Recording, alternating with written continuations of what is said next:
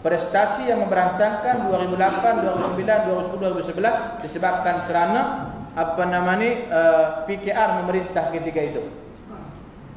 Adakah macam mana respon Datuk? Dia kata apa? Dia kata saya tak dapat menafikan perkara tersebut. Itu jawapan dia. Dia kata saya tak dapat menafikan perkara tersebut. Bahkan seorang pegawai daripada Ipoh, masa saya sembang dengan dia masa makan, dia kata apa? Bahkan pada tahun 2009 ada sebuah syarikat yang sebelum itu dia tak bayar zakat, pada tahun 2009 dia qada zakat dia yang sebelum itu. Isunya apa dia tuan-tuan? Isunya ialah berkenaan dengan apabila pemerintahan itu ditadbir secara telus, nampak hasil dia, nampak agihan dia, nampak cara perjalanan agihan keuangan tersebut, maka manusia ataupun insan-insan tidak teragak-agak ataupun dia tidak berfikir untuk memberikan zakat kepada yang dilantik oleh pemerintah, sebab dia nampak dia punya kesan ataupun hasil yang yang diberikan tersebut. Sebab tuan-tuan yang dirahmati Allah, rentetan daripada itu, maka di antara asnaf-asnaf yang dapat tadi termasuklah tuan-tuan dalam tempoh lebih kurang 6-7 tahun kebelakangan ini, di antara yang mendapatnya ialah bantuan haraya, ada di antara masyarakat Islam bantuan bulanan, kemudian bantuan persekolahan, termasuklah tuan-tuan bantuan rumah. Orang yang fakir miskin, rumah sudah nak roboh, nak baik pulih rumah dia, boleh minta zakat. Ni saya nak bagi tahu ni siap-siap ni. Jadi siapa-siapa yang berhak boleh mohonlah. Okey, kemudian termasuklah penerima bantuan perubatan. Tuan-tuan sakit, kemudian perubatan tak ada nombor ubat dah, pun boleh memohon zakat. Kemudian termasuklah bantuan mereka yang berpenyakit atau berapa dipanggil dialisis. Okey. Dan salah satu cerita daripada pegawai daripada jabatan, bahkan salah seorang yang menerima bantuan zakat 40,000 ialah imam daripada Pakistan. Imam tu imam masjid Pakistan di Ipoh, dan dia memang diimport daripada Pakistan. Yang hairannya orang Pakistan tak demam. Jabatan Agama bahagian zakat membayar operation jantung dia di IJN sebanyak 40,000. Itu sebab tuan-tuan bahawa zakat fitrah bukan setakat orang Perak sahaja yang dapat, orang lain juga boleh mendapat daripada zakat tersebut. Okey. Termasuklah tuan-tuan yang dirahmati Allah, mereka-mereka yang belajar di luar negara, tambang perjalanan domestik dan juga tiket pergi sahala. Termasuklah soalan saya yang saya rasa tak berpuas hati ialah berkenaan dengan sesiapa mereka yang sudah mendapat PTPTN. Undang-undang dia, pelajar kita, anak-anak kita yang belajar, sesiapa yang dah mendapat PTPTN, dia tak boleh mendapat zakat. Saya kata, tuan, saya kata kepada penceramah tu, PTPTN bukan beasiswa. Dia merupakan satu pinjaman yang wajib dibayar. Jawapan yang pertama, dia kata bahawa dia dapat juga PTPTN. Ni yang tak dapat apa ni? Kita kena tolong orang yang kritikal. Yang kedua, dia kata apa? Andai kata dia habis belajar, dia tak mampu bayar PTPTN, dia boleh rujuk kepada zakat balik untuk membayar hutang dia. Termasuklah salah seorang yang saya ataupun anak buah saya yang belajar di, saya rasa pernah saya umum dulu di sini lebih kurang tahun lepas. Saya umum di sini pun ada saya minta derma kat tuan-tuan. Duduk di depan ISA tu. Sekarang ni dah nak habis dah ni. Dia sedang menyiapkan tesis dia. Termasuklah saya suruh dia pergi ke bahagian zakat di Ipoh untuk melangsaikan, sebab ketika itu dia tak boleh melanjutkan semester dia sebab ada dia tertunggak 3,500. Maka zakat perak bersetuju untuk melangsaikan hutang dia dan dia meneruskan pengajian dia. Okey? Dan juga bantuan Ibnu Sabil. Ya, termasuklah pelajar kita yang belajar di Mesir, Jordan, Indonesia dan juga lain-lain negara. Ya, okey, sebelum saya terlupa, termasuklah sesiapa yang tak ada kaki. Dia kaki tak ada, jadi dia nak mohon kaki palsu. Pun boleh mohon. Nah, tuan-tuan jangan terkejut. Kaki palsu ni bukan murah. Sebelah tu harga dia ada lebih kurang 4,500. Itu pun belum canggih lagi tu. Nah, 4,500 sebelah tu betul canggih lagi tu. Tengok tuan-tuan kurnia Allah Taala. Ada salah seorang baru ni di belah-belah Kemunting. Dia mengeluh tentang anak dia. Sekarang anak dia belajar di universiti, dua-dua kaki tak ada, pakai kaki palsu. Sekarang ni kaki dia dah koyak rabak. Men, tengok tuan-tuan. Kaki palsu walaupun 4,500 sebelah, dua-dua tu 9,000. Tapi kaki palsu bila kita pakai hari-hari dia jadi haus. Kan? Tapi kaki yang Allah bagi kalau pakai hari-hari dia makin tebal. Tengok, hebatnya Allah Taala. Dia bukan pelan haus. Dia pelan menebal tapak kaki tu. Okey, bahkan baru ni saya sembang dengan seorang doktor yang bahagian operasi jantung. Nah, dia cerita berkenaan dengan kalau kita ni sakit jantung, ada satu urat jantung tu tak boleh ataupun tak berfungsi dan tak boleh pakai, maka urat tu dia potong, dia buang, kemudian dia belah tang betih kita ni, dia ambil tu, lepas tu dia sambung balik. Saya tanya, tak ada kesan sampingan ke? Dia kata, ustaz tak ada, sebab yang itu memang Allah dah sedia spare part dah. Oh, hebat Allah Ta'ala.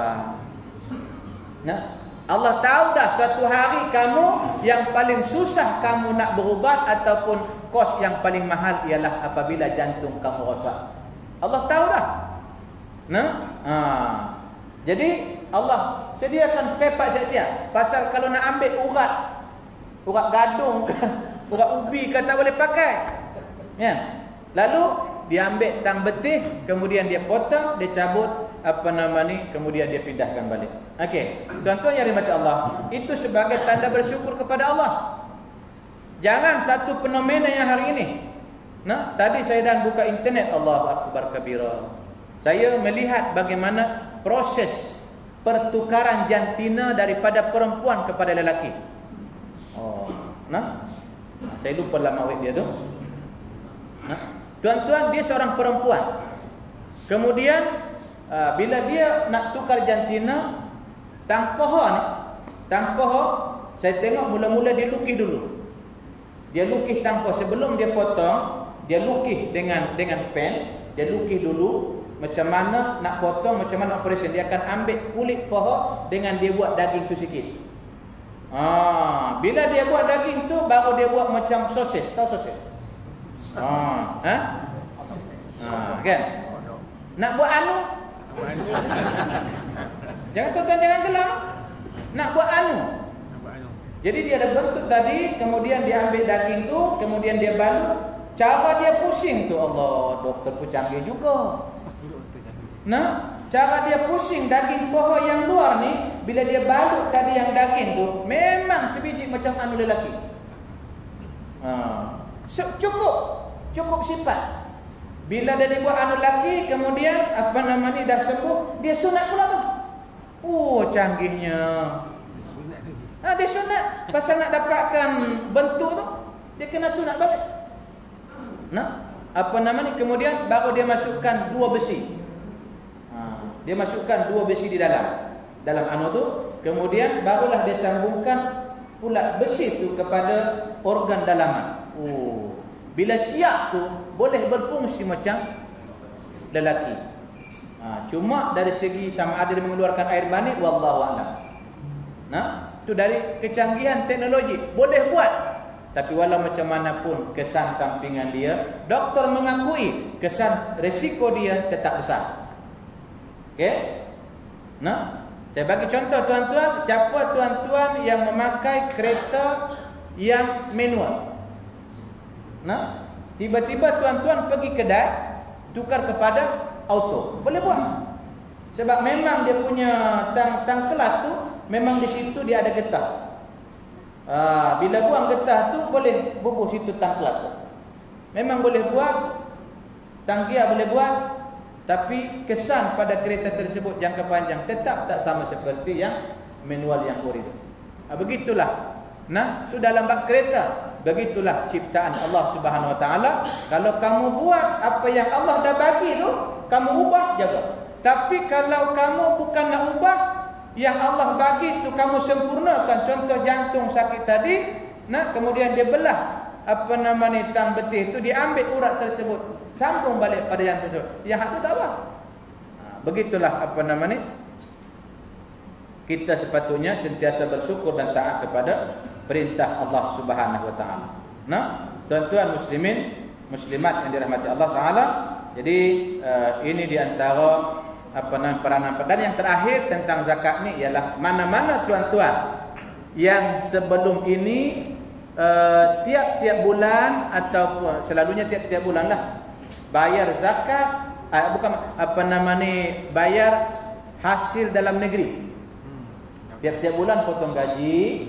Nah, selepas ni tuan-tuan boleh ubah, iaitu tiap-tiap bulan bayar zakat kepada Baitul Mal ataupun kepada bahagian zakat, kemudian resit tersebut berikan kepada lembaga hasil dalam negeri, maka tuan-tuan tidak dikenakan lagi hasil dalam negeri. Walaupun kata pegawai tersebut ada rumutan daripada bangsa asing. Apa beza dia? Kalau tuan-tuan bayar kepada lembaga hasil, maka hasil dia diterima oleh semua bangsa dan agama. Tapi kalau tuan-tuan bayar kepada bahagian zakat, dia hanya diterima oleh mereka yang Islam sahaja. Dan inilah di antara salah satu cara untuk nak tolong Islam. Nah, pasal hari ini tak boleh nak bagi zakat ni banyak-banyak. Termasuklah kalau ada anak tuan-tuan yang belajar pondok.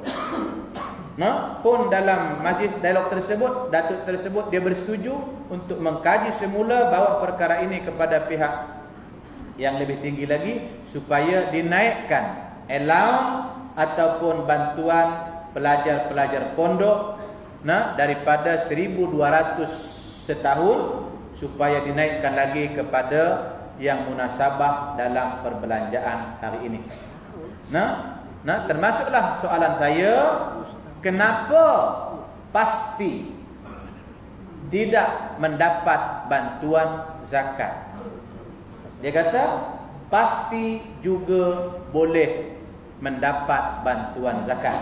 Macam mana cara dia? Tuan-tuan boleh berhubung dengan saya. Saya tak boleh bagi tahu dalam terbuka macam ni, tak boleh bagi tahu.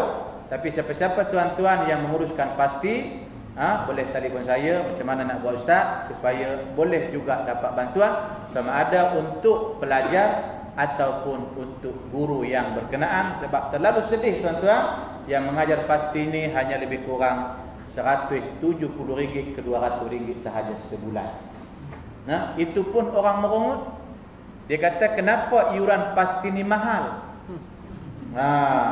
Nah, dia tak tahu kalau 2 orang guru dah berapa dah, belum lagi nak bayar elektrik, air dan lain sebagainya.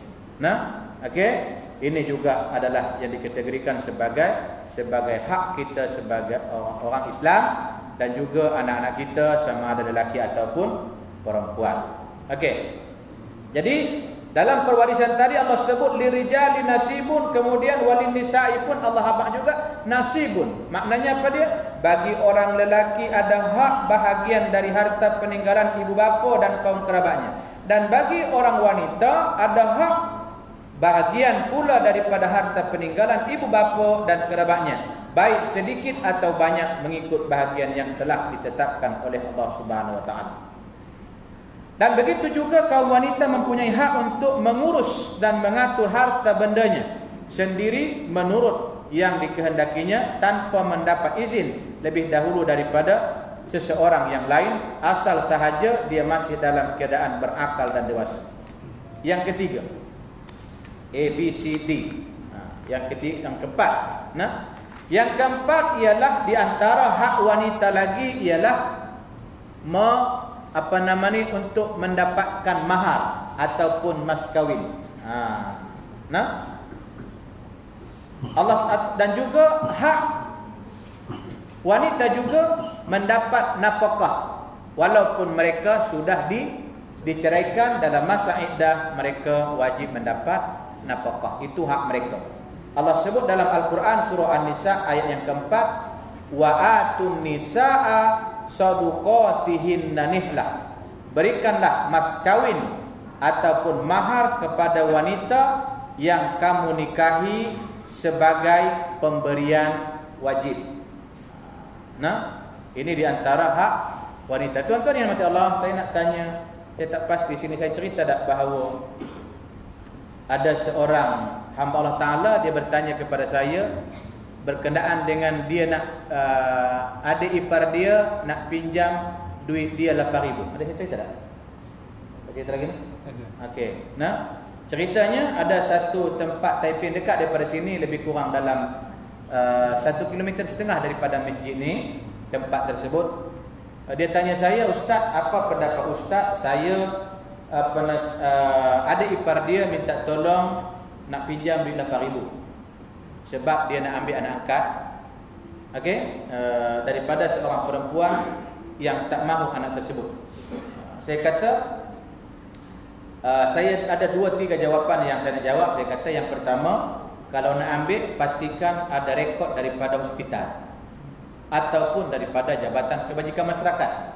Sebab saya kata, takut nanti bila dah ambil anak tersebut kemudian diketahui oleh pihak berwajib, maka dia akan diambil oleh Jabatan Kebajikan Masyarakat. Yang kedua, saya kata